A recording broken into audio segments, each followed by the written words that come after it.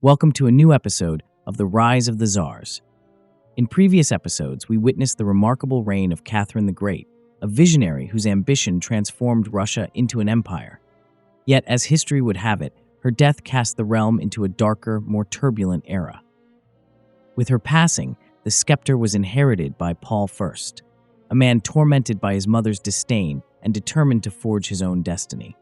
His brief and volatile reign would be marked by radical reforms, high-stakes intrigue, and an extraordinary association with the ancient chivalric Order of Malta. And from his tragic end, his son Alexander I would rise to confront the colossal challenge posed by Napoleon Bonaparte. This is Episode 5, Paul I and Alexander I. Born in 1754 to Catherine the Great and Peter III, Paul Petrovich Romanov's early life was marked by neglect and cold indifference. His mother, Catherine, a formidable ruler whose genius and ambition knew no bounds, never fully embraced him. In her eyes, Paul was both a reminder of a past fraught with scandal and a liability for the future. Rumors abounded that she even contemplated sidelining him, favoring instead the promise embodied in her beloved grandson, Alexander. Thus, from his formative years, Paul harbored a deep-seated resentment, an inner fire stoked by isolation and a constant sense of inadequacy. Such bitterness would later crystallize into a radical vision, a desire to break free from the shadow of his illustrious mother and redefine what it meant to rule Russia. In a marriage of state rather than passion, Paul wed Sophie Dorothea, later known as Maria Feodorovna. Their union, while cold and prescribed by duty, produced 10 children, including future Tsars Alexander and Nicholas, through whom Paul hoped to secure a legacy far removed from the relentless criticism of his mother. It was in the quiet moments of his youth that Paul found solace in a peculiar fascination, the romantic ideals of medieval chivalry. An avid reader of tales about the Knights of Malta, Paul dreamed of a noble order bound by honor and martial prowess, a stark contrast to the ruthless court intrigues that had stifled his early life. This idealism would soon be woven into the fabric of his reign. In 1796, with the passing of Catherine the Great, Paul ascended to the throne amid a climate of expectation and apprehension. Determined to shake off his mother's legacy, his first acts were as swift as they were unyielding. He dismissed her favorites, reversed many of her policies, and introduced the Pauline laws, decrees that, among other measures, codified male primogeniture and sought to transform a decaying nobility into a disciplined, almost chivalrous class of loyal servants to the state. Yet his reforms, though visionary, were met with fierce resistance. The established aristocracy, feeling their ancient privileges threatened, soon began to conspire against him. His regime, intended to modernize Russia, instead deepened the fissures within an empire already divided by tradition and ambition. In the turbulent summer of 1798, when Napoleon Bonaparte invaded Malta, the ancient chivalric Order of Malta found itself in desperate need of a sanctuary. Fleeing the French occupation, over 400 knights and dignitaries made their way to Russia, seeking the patronage of the new Tsar. Reminded of his childhood passion for chivalry, Paul seized this opportunity. On the 13th of November 1798, he was formally declared the de facto Grand Master of the Order of Malta, incorporating its traditions and insignia into the imperial system. This appointment was unprecedented. An Orthodox Tsar, married and far removed from the ascetic ideals of the order, was suddenly vested with an honor traditionally reserved for celibate Catholic knights. Yet for Paul, it was an affirmation of his lifelong desire to embody a chivalric ideal. Integrating the order into the Romanov honors system, he sought not only to bolster his own legitimacy, but also to reform Russia's aristocracy along the lines of medieval knightly virtues. On the international stage, the ramifications of Paul's embrace of the Order of Malta were profound. The seizure of Malta by Napoleon in 1798 not only infuriated the Tsar, who felt personally aggrieved by the loss of his adopted stronghold, but also upended established alliances. Initially, Paul had entered the fray as a member of the Second Coalition against revolutionary France. Under his command, generals such as Alexander Suvorov and Fyodor Ushakov led Russian forces against the French, forging uneasy partnerships with Britain and Austria.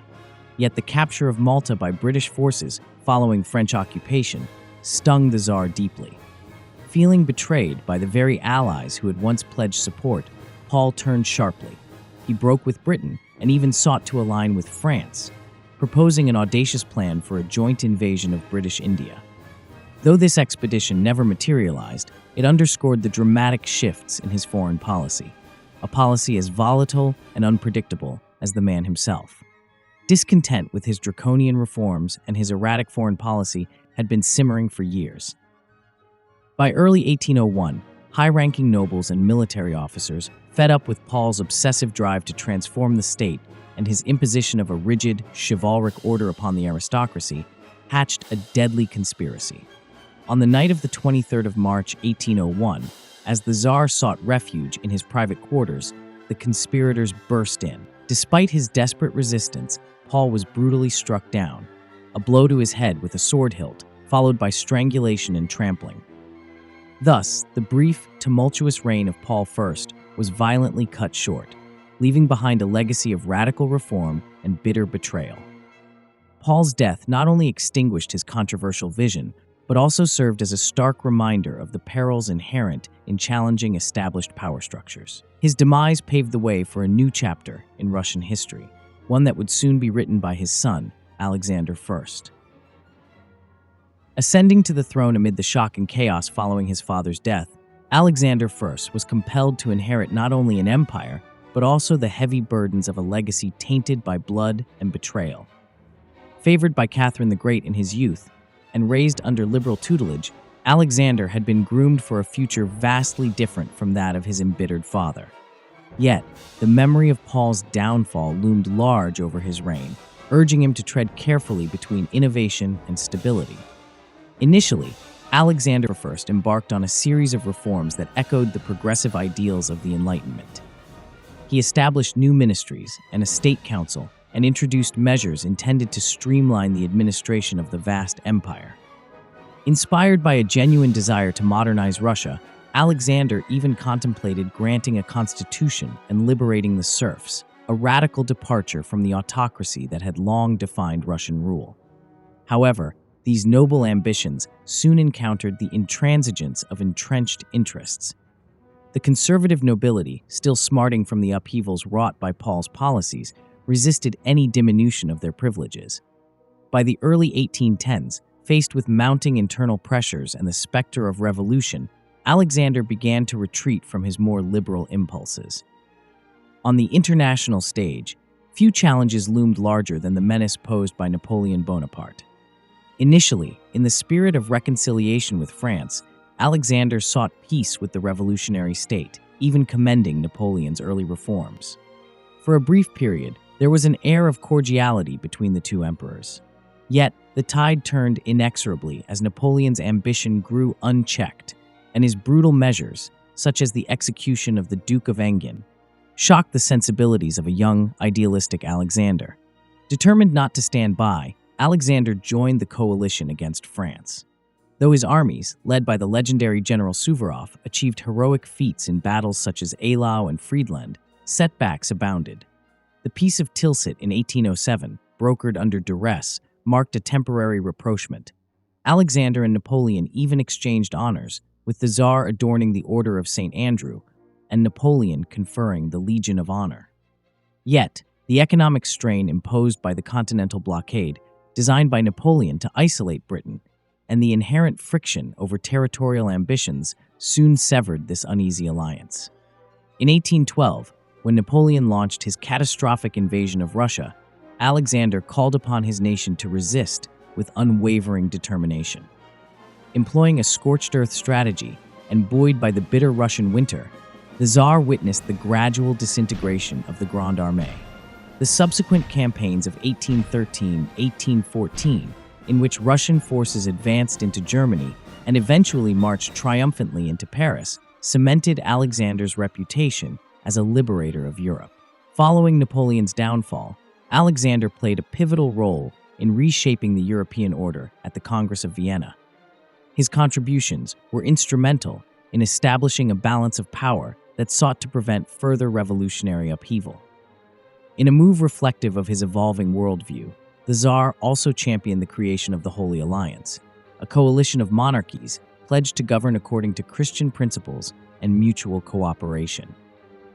Although the alliance ultimately proved more a symbol of conservatism than a practical tool of governance, it underscored Alexander's commitment to stabilizing a continent still reeling from decades of war.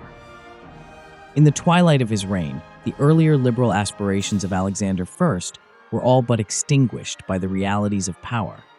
Confronted by persistent noble intransigence and the looming threat of popular revolution, the Tsar retreated into a more conservative and repressive stance. His later years were marked by heightened censorship and a return to autocratic traditions, measures that, while securing his rule, stifled the very reforms that had once ignited hope.